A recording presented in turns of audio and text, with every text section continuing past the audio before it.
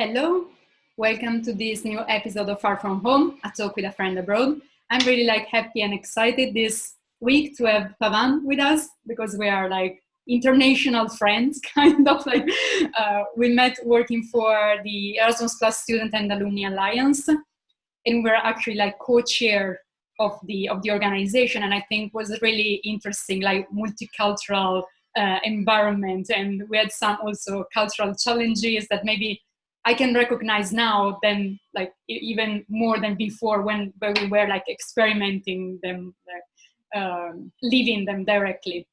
So welcome to our talk.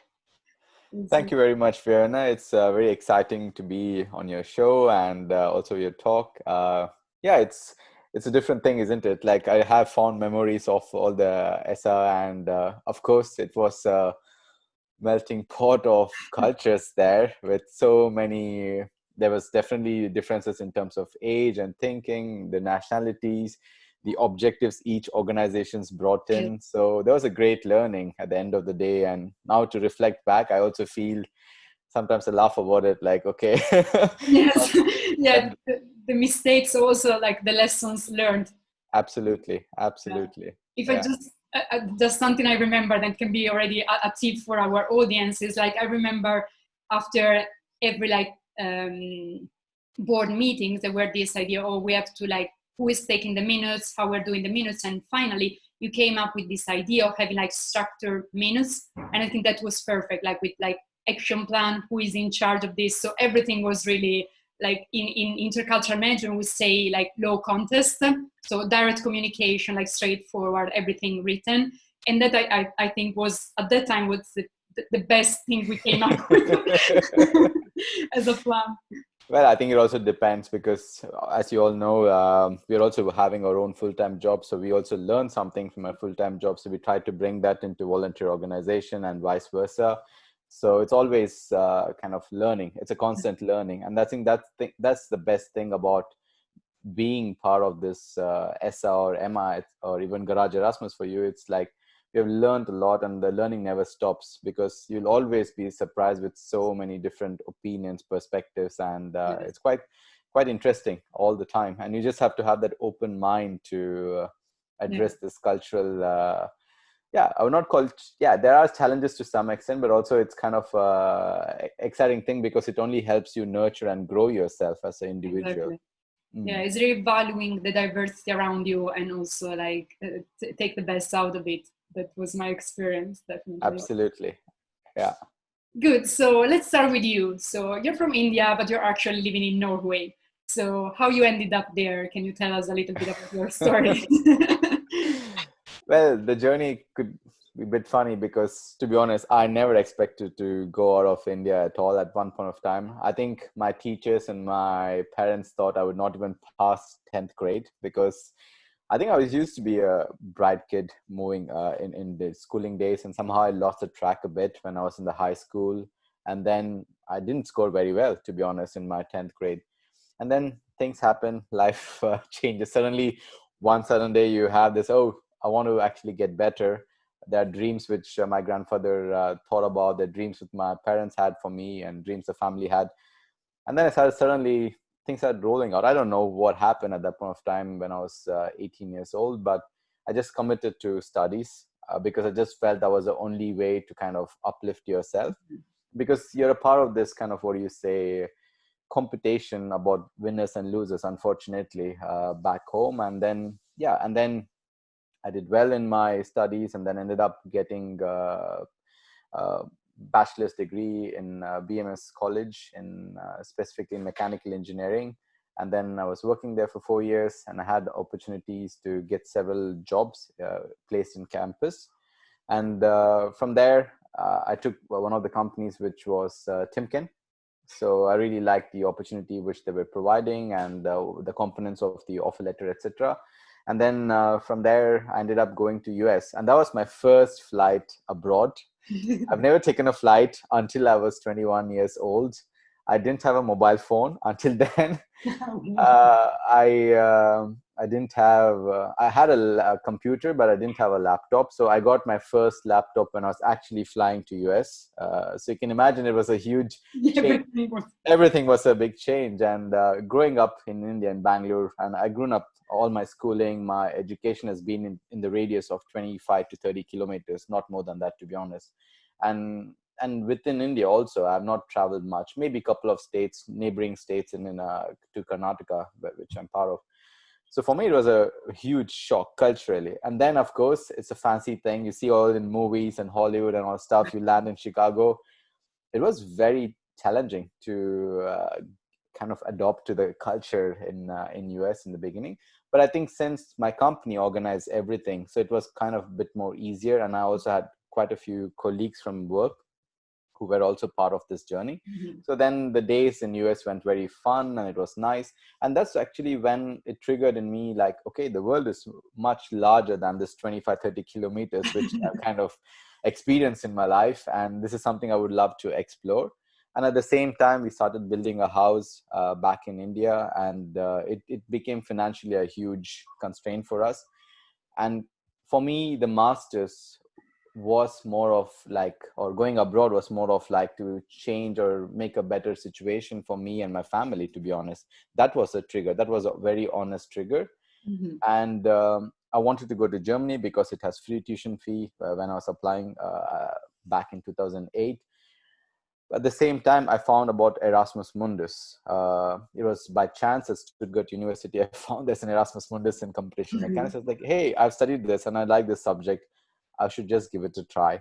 I just made one application, nothing, zero money. And then I sent, possibly I spent like 10 euros for the application to send it by post also. And then this thing happened. 10 euro, a Yeah, life-changing experience. and then it kept changing. And then of course I stayed in Barcelona for my first semester, and the second and third semester was in UK. I was working in UK for 2 years, and then I felt, okay, I had enough of technical subjects. I really want to change to management. Somehow I felt I was better at communicating than doing a technical job.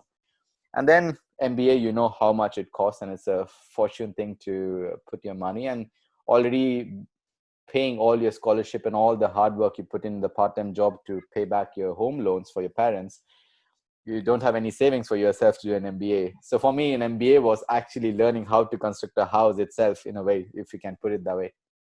So Norway was, at that point of time, I just made an application for a PhD in operations management. I felt it's much more closer to an MBA, but it's not exactly an MBA degree, but it has all the ingredients of it. Mhm. I just applied, even though I didn't have, probably I had 30% of what do you say, background or relevance to that. But then the interview went really good. So I think all the experiences of studying and living in so many countries came in handy. And also Norwegians, I think they're much more open-minded. They're not stuck by very standard principles when they're hiring you or when they're looking into. So in 2012, Norway happened. And I very much still remember the day when I landed here. I just came directly from UK because I used to have a Schengen visa there. So because I used to constantly travel for Erasmus Mundus work and ESA work, so it was easy that I had this visa. I just landed here and then applied for my work permit from Norway. The very first time I landed here, that I was in middle of the ocean on a very cold, rainy day, fishing with my supervisor and getting drunk with my fellow colleagues. It was a bizarre Then experience. lifestyle. It's a huge cultural change, because imagine you grew up with always, even now today, when I reach to my professors and teachers back home, I respect them. It's still sir, madam, whatever. I still have this thing in me. But now coming to here where your boss is just, Your putting a hand friend. on your hand, like, hey, cheers, cool, mate. Let's have it was crazy. I think it's interculturally, it's huge differences from India to US to even Spain, UK, now to Norway. They all have, and of course, being part of Emma and going through this Erasmus Mundus has given a huge spectrum of cultural understanding, which is incredibly amazing. Yeah. I think I remember that you mentioned something. I think we were in Greece, and we were in Greece like in April or March, and so it was sunny there. And you mentioned something that you were kind of taking the pills for vitamin D in Norway, right? Absolutely. Because there's something we don't think about it that No, because you grew up under sun. Like in India, you want shade. You want to hide in shade on sunny days in the summer. Here, I didn't even know that you could have vitamin deficiencies like vitamin B12 and D. I was like, I didn't know until it started affecting me. Like sun is very important for human beings. And one more thing which I learned that day was if you're darker skin, you need more sun, and yeah, more vitamin D compared to a lighter skin. So that was, I had an opposite thinking for some reason all the time in my life. So and yeah, at the beginning also you were now you're in Oslo, but at the beginning you were in Tromsø. I was in Trondheim, so it's like an hour and a half by flight below Tromsø, but it's kind of up north, still very up north. Yes. So you were really up north. Yeah. When I reached in Norway, that was in April, May in 2012, and that was a sunny time already kicking in.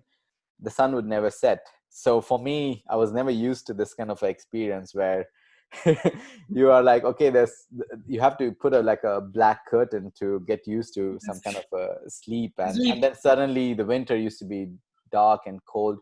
But I think it's a bit exaggerated saying that the Norway is super cold, people are supremely cold. It's not necessarily in that sense.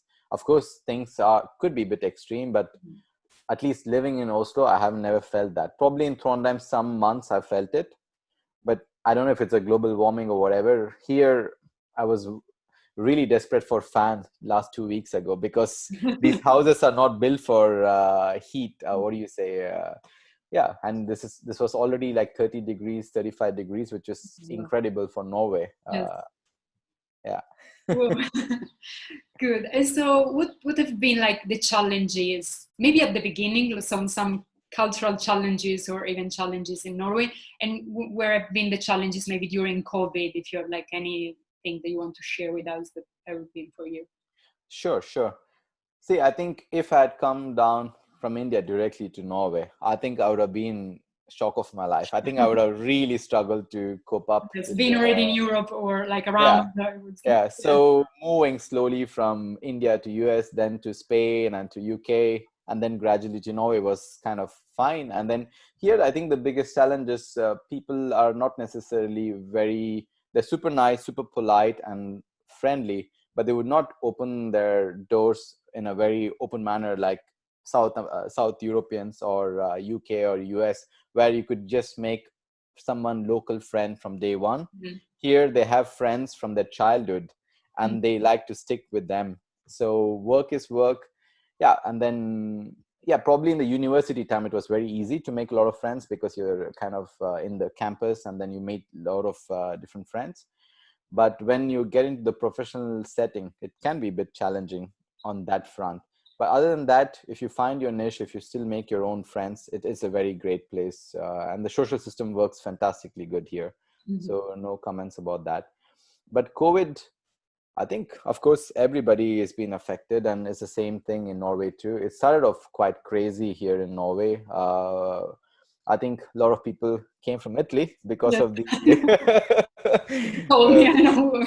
yeah, they were all skiing and enjoying the Alps and stuff. So people who came from Italy and Austria, they didn't recognize. Of course, it's natural that you would not know, and everybody wants to have a break and want to have vacation. It's natural as a human being.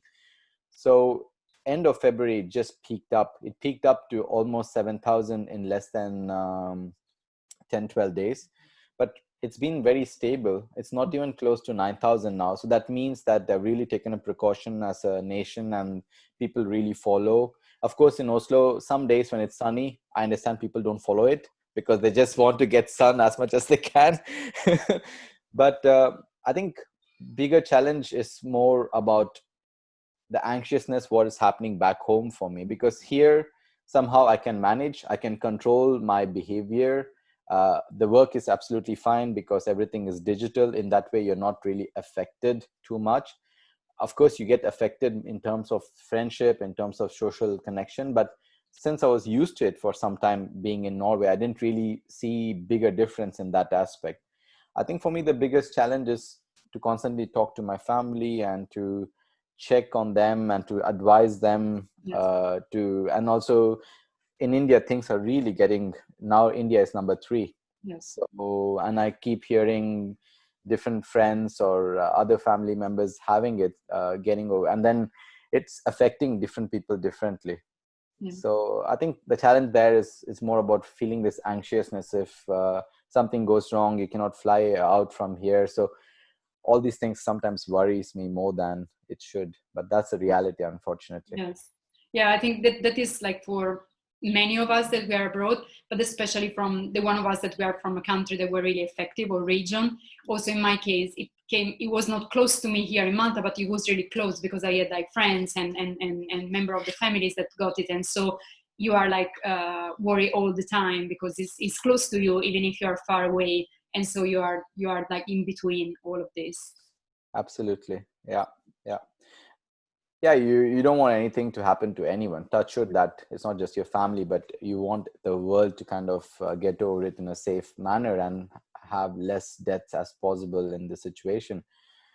But this is something, right? This pandemic doesn't really affect anyone based on race, religion, caste, or any kind of stereotypes. It's purely based on, yeah, you're a human being, and then there is a virus which is trying to attach. And I think this is what people need to understand a bit and respect the protocols and respect what scientists and doctors are saying, rather than trying to come up with their own. You Yeah. say this is the cultural thing, like everybody have I see some kind of prayers going on in different parts of the world. It's no different in India too. Prayers are not the answers. Of course, prayers possibly will give you some kind of a positivity, but if you're not taking precautions, Yes. it's not going to stop. Yeah. So virus is not going to listen to any prayers. Yeah, that's true. And yeah, it is also cultural because there are like different ideas or different solutions. And of course, you respect that at the same time, like science and take the precautions is also, they also go probably together with. Absolutely, absolutely. And in terms of like cultural differences, another question regarding your experience as a president of the Erasmus Mundus Association. What was the biggest challenge as a president of an international organization? I think, first of all, when you run for the presidency, you are actually trying to bring ideas what you've gained for several different years, and you want to make a change. You want to bring the change. You have a very good you have a very good plan what you want to execute, and then you get the team of people to support it. But then you also start recognizing that yeah, in my case, I think I was very lucky to have a fantastic team, very aligned, and everybody were very go-getters and wanting to do much more than what we could actually even do in our volunteering time. But sometimes you have to also see that when you have all these ambitions, it's not only your ambitions which matter, but also we were always constantly depend on funding by European Commission. We were also dependent on the way the service providers supported us, and etc. So sometimes they became a roadblock. There was a lot of lack of clarity and a lack of information, and the vision what we set out and what vision or expectations were from the commission was one. Secondly, to keep the volunteers motivated. It's not always easy because you'd always have, even though we are 20,000 plus members organization, it was very difficult to keep the similar spirit going constantly among the volunteers. And that was a bit of struggle for us. And I feel organizations like EMA, like Erasmus Oceans, ESN, the ESA umbrella itself, these are really great platform to bring about a huge change in the society, and can be a important, what do you say, vehicle to bring policy changes in education and involvement of youth and active citizenship, all these stuff. But I think there is somehow the mismatch between what we want to achieve and what sometimes the governmental bodies who Yeah. support us want us to go there. And I think this also, it was very obvious when we also came to ESA platform. When we all came as individual organizations, there was such a mismatch because everybody brought different thought process and perspectives, and it took some time. I think we have reached a stage where things are okay working. So, but I still feel things take time in this, unfortunately, voluntary. But if we had money, Mm-hmm. if we had the budget which was supporting us, like how things were there before, I think we would have managed to go in a different stride, to be honest. Yeah. Because it would have really brought in more people, because we talk about mobility as a key, and in these voluntary organizations it is so critical to bring people. You, when your people are connected virtually, even for example during the COVID days now, I am running lots of big European projects. The virtual meeting has impacts to drive the project, but you want to meet in person to develop that personal connection, because that's what really drives you to work in harmony. Because if you know a person very well, then you would think twice to write something Yeah. harshly, or yeah, it makes a huge difference. You just pick up a phone, or you say, hey, were you thinking exactly this, or there's some confusion? So we would react very differently. And also there's this kind of I would say brotherhood or sisterhood, whatever you can call it. It really triggers that kind of a bonding, which is so key. And I Yes. think in a volunteering organization that was missing somehow. Mhm. Yes, yes, Yeah. I totally agree. I think, and I have, you made the point about like the team, the importance of having a team. I think what the same with us in ESA, like as a board. So when you become a team, also things get better. And also, I think the time we spend together doing kind of like team building or social activities, they were really also helpful, because then you understand when a person is coming from also their struggle. And so yeah, you are maybe less harsh in writing something or in assuming something, when you make assumption because you don't know actually what Yeah, the other person is going. absolutely, because sometimes we might never know what the other person is going through or facing in life. Sometimes we always look from this facade. It's very important to go a bit deeper, and only way you can understand a person is to be there and to witness their struggles and witness their daily chores. Until that, I think it's whatever decisions and discussions we have is very superficial. Yeah. So it's very important, especially in this cultural challenge, and when we are from so many different nationalities, it's important that you understand the trigger Yes, very well. the other person. Yes, but let's hope to like be that we can like go back to some like in-person meetings soon, if not like totally as before because of COVID. So the last question is actually about the resources. So what you found out about like your resources, and maybe you have developed like before or just in this lockdown time. I think I understand that people would always say that, oh, how come you didn't have time to think about this before lockdown? And how come suddenly you're going through this transformation? Just, I think this lockdown also gives you a bit perspective, because sometimes we take life for granted, because you think, oh, yeah, we'll do it tomorrow, we'll do it another day. And then suddenly you see 500,000 people are dying, right, in the world. And it just does trigger something in your brain. I think this is what something which happened to me in February, when I was also one of those guys who was not serious about COVID. I thought it's like an influenza, it should just, be there in China for some days, and then You it would. will go, it will vanish, or there'll be some kind of it will not become a pandemic. uh, but when it really happened, when I started seeing people really getting affected, when I followed a little bit, it did have an impact. And that's when I told myself I need to also do some things to develop some kind of internal resources to build resilience towards it. One thing is emotional capacity to deal with this, because you're far away from your family. And secondly, you can't kind of be let go of things, so you need to stay positive, because you're in isolation, you have very little human interaction. The interactions what you have is either via online mostly. You need to keep doing your work, because that pays your salary, it Yes. pays your mortgages and everything, so you can't really escape from that reality. But at the same time, I think it gave me a bit more time to develop some habits which I always wanted to do, but somehow I never put those things into practice. Mhm. So it really gave me an opportunity to start doing yoga every day, training every day, do intermittent fasting, change my food habits, declutter a lot of things in the house. So it's really helped me to kind of relax and calm. I understand that there's a lot of chaos and a lot of pain going around in the world, but I also need to see what can I, or how can I contribute in this. So rather than me adding more noise and more chaos, the one thing I can do is to safeguard myself in one way, because safeguarding me also means that I will ensure I don't pass this to anybody else, right? So that was my kind of a resource planning, in the way that I took all the measures to really stay home as much as I can. I went to groceries or something very late in the evening or very early in the morning, and always used sanitizers, washed hands, took shower plenty of time. So I was trying to be very cautious in this approach, and I'm still that. Even though things have relaxed in Norway and all those things, I'm very, very relaxed in that.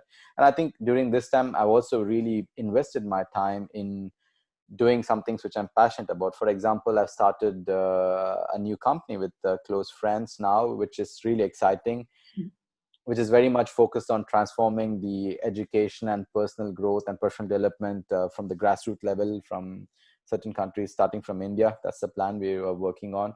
So I've invested a lot of time in which, I could remain positive, and I could work on things which gives me happiness. Because I think one thing I've learned throughout in this whole cultural journey, or you can say of living in so many countries, is that it's important to not to attach success to a materialistic thing, but rather to experiences. Mm-hmm. And I think COVID also really, really tells us that very obvious, because you can just vanish tomorrow, and Yes. you leave behind all the materialistic thing, what you're trying to really succeed or want to achieve. But rather, if you start having these experiences, you'll always cherish. Because I think I'm really content, because I've already seen so over 40 countries, and I've had friends from over 100 countries. So it's, you really, really Yes. cherish this moment and cherish this joy. And I think COVID days has been in many ways for me positive for self. I would not call discovery, but I would call recovery. Because Mhm. sometimes when you're in this busy pace of trying to meet the projects and try to be on this work spirit, you forget about your own health and your own well-being and your own mindset. So this was a good way also to step back, digitally detox a bit, Yes. and focus on life. Yeah, I totally agree. Also, like a few days ago, a friend asked me, "What's your plan for the next like 6 months or 1 year?" And I was like, "How can you make a plan? It's not that I'm Plan. not making a plan, but it just I want to enjoy like today and tomorrow, and then we'll see. I have my plans, but I know also that the plans change in the last Change. 6 months, and so I have the aim. Like I want to grow like global mindset development. I want to reach more people, but I also want to enjoy the present and also in a healthy way, as I gained during the COVID. Also for me was a nice routine, taking care of myself, taking care of my relationships, and this is I want to like to keep.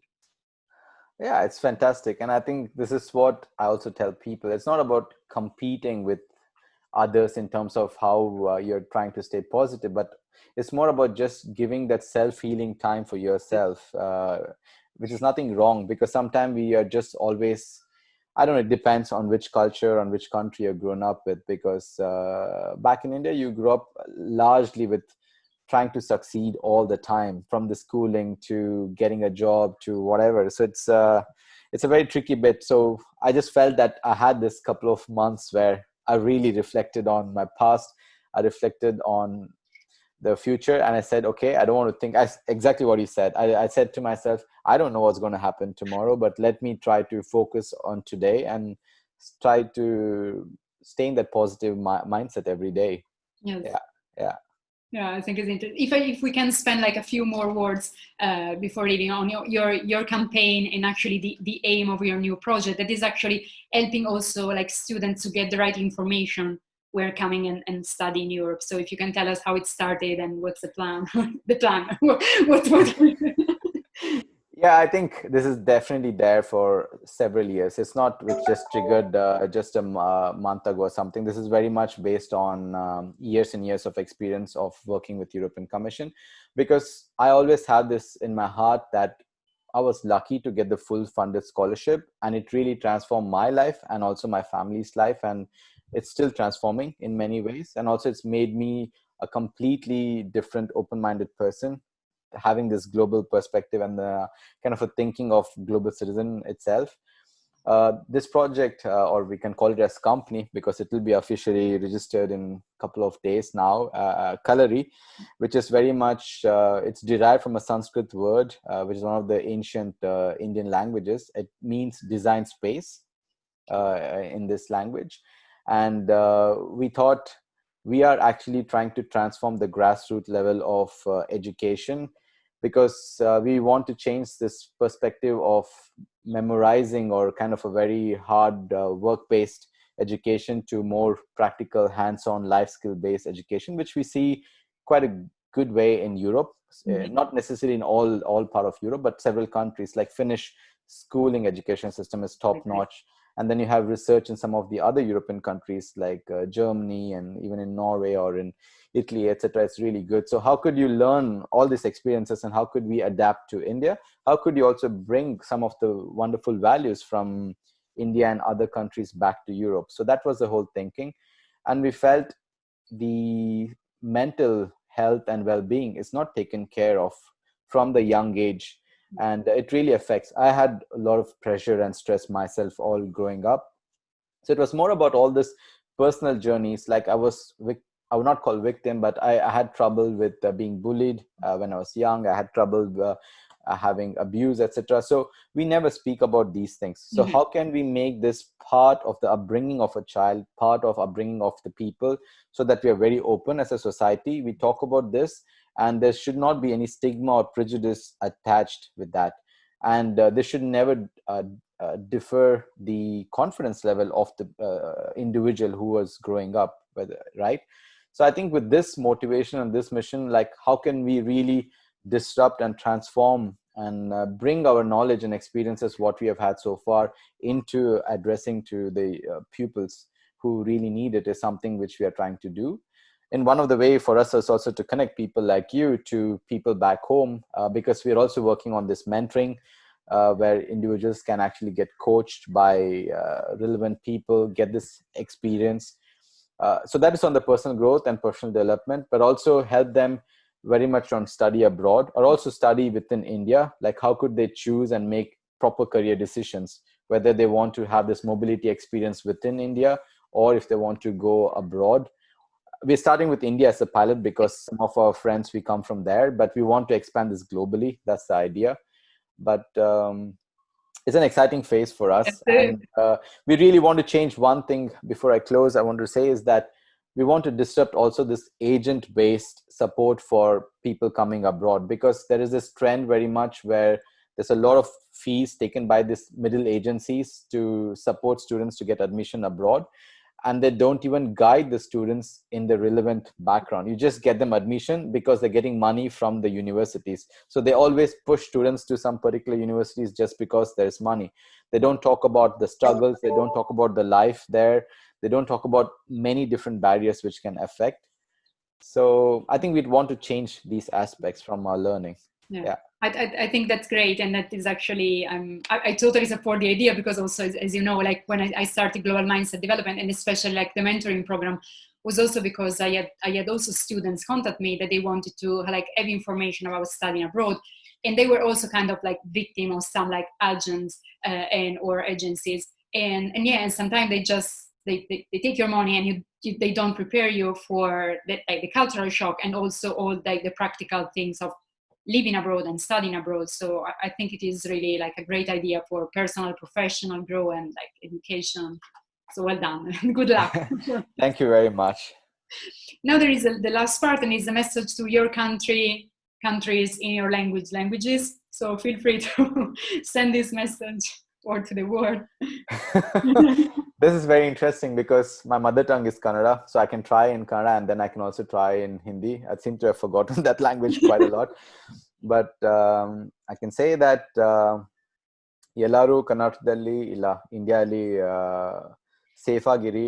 ಇವಾಗ Covid is really affecting both mentally physically. So ಎಲ್ಲರೂ ಚೆನ್ನಾಗಿ ನೋಡ್ಕೊಳ್ಳಿ, ತಮ್ಮಷ್ಟಕ್ಕೆ safety precautions ಚೆನ್ನಾಗಿ ತಗೊಳ್ಳಿ, ಮತ್ತೆ ಜಾಸ್ತಿ ಯೋಚನೆ ಮಾಡಕ್ ಹೋಗ್ಬೇಡಿ. ಖುಷಿಯಾಗಿ ಈ ಫೇಸ್ ಕಳಿಯುತ್ತೆ, ಸೊ ಖುಷಿಯಾಗಿರಿ, ಖುಷಿಯಾಗಿ ಫೋಕಸ್ ಮಾಡಿ. Thank you. I don't know if you understood what I'm trying to say. I just try to tell them that please try to stay positive during this COVID time, and this phase is only going to phase out like any other pandemics which has occurred before. We just have to develop this resilience and be patient and be cautious. Yeah. Great. Thank you very much. It was a Thank pleasure. you. Yeah, likewise. Ivana, take care. Bye. Bye Take for care. now. Bye-bye.